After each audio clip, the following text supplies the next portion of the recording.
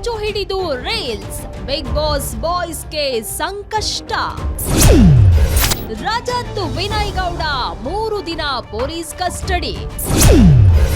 ಜಾಮೀನಿನ ನಿರೀಕ್ಷೆಯಲ್ಲಿದ್ದವರಿಗೆ court shock. Just 22 ಸೆಕೆಂಡ್ಗಳ ವಿಡಿಯೋ ಬಿಗ್ ಬಾಸ್ ಮಾಜಿ ಸ್ಪರ್ಧಿಗಳಾದ ರಜತ್ ಹಾಗೂ ವಿನಯ್ ಗೌಡಗೆ ಇನ್ನಿಲ್ಲದ ಸಂಕಷ್ಟಗಳನ್ನ ತಂದೊಡ್ತಾ ಇದೆ. ಮಚ್ಚು ಹಿಡಿದು ರೀಲ್ಸ್ ಮಾಡಿದ್ದ ರಜತ್ ಹಾಗೂ ವಿನಯ್ ಗೌಡನನ್ನ 3 ದಿನಗಳ ಕಾಲ ಪೊಲೀಸರ ಕಸ್ಟಡಿಗೆ ನೀಡಲಾಗಿದೆ. 24ನೇ ಎಸಿಎಂಎಂ ಕೋರ್ಟ್ ರೀಲ್ಸ್ ವೀರರನ್ನ ಪೊಲೀಸರ ವಶಕ್ಕೆ ನೀಡಿ ಮಹತ್ವದ ಆದೇಶ ಹೊರಡಿಸಿದೆ.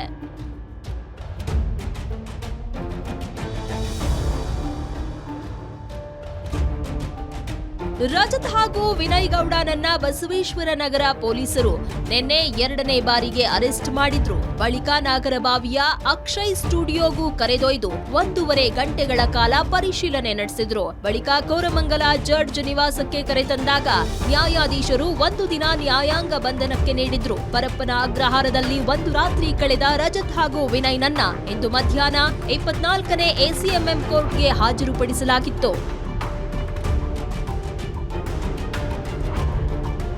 ನ್ಯಾಯಾಲಯದಲ್ಲಿ ಪಬ್ಲಿಕ್ ಪ್ರಾಸಿಕ್ಯೂಟರ್ ಹಾಗೂ ರಜತ್ ವಿನಯ್ ಗೌಡ ಪರ ವಕೀಲರಿಂದ ಕಾವೇರಿದ ವಾದ ನಡೆಯಿತು.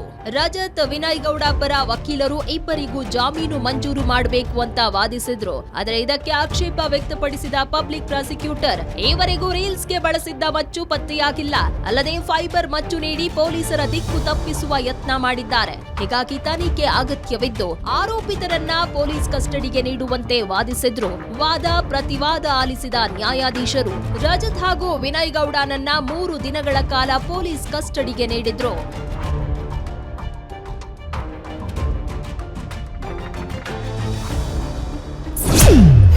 ಪತಿ ರಜತ್ ಸ್ಥಿತಿ ಕಂಡು ಕಣ್ಣೀರು ಹಾಕಿದ ಪತ್ನಿ ಅಕ್ಷಿತಾ.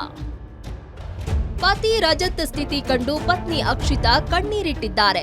ನಿನ್ನೆ ಕೋರಮಂಗಲದ ಜಡ್ಜ್ ನಿವಾಸದ ಬಳಿ ಬಂದಿದ್ದ ಅಕ್ಷಿತಾ ಪತಿಗೆ ನ್ಯಾಯಾಂಗ ಬಂಧನ ವಿಧಿಸಲಾಗಿದೆ ಅಂತ ಗೊತ್ತಾದ ಕೂಡಲೇ ಕಣ್ಣೀರು ಹಾಕಿದ್ರು.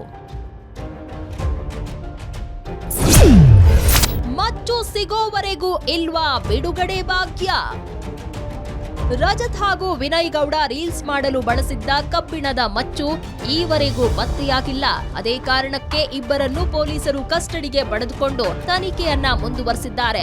ಒಂದು ವೇಳೆ ಆ ಮಚ್ಚು ಎಲ್ಲಿದೆ ಅಂತ ತೋರಿಸುವುದಾಗಿ ಒಪ್ಪಿಕೊಂಡ್ರೆ ರಜತ್ ಹಾಗೂ ವಿನಯ್ನನ್ನ ಕರೆದೊಯ್ದು ಮತ್ತೆ ಸ್ಥಳ ಮಹಜರು ನಡೆಸುವ ಸಾಧ್ಯತೆ ಇದೆ.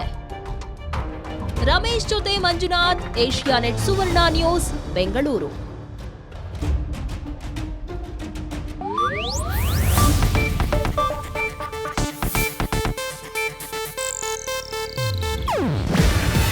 ಇದು ಏಷ್ಯಾನೆಟ್ ನ್ಯೂಸ್ ನೆಟ್ವರ್ಕ್ ಪ್ರಸ್ತುತಿ.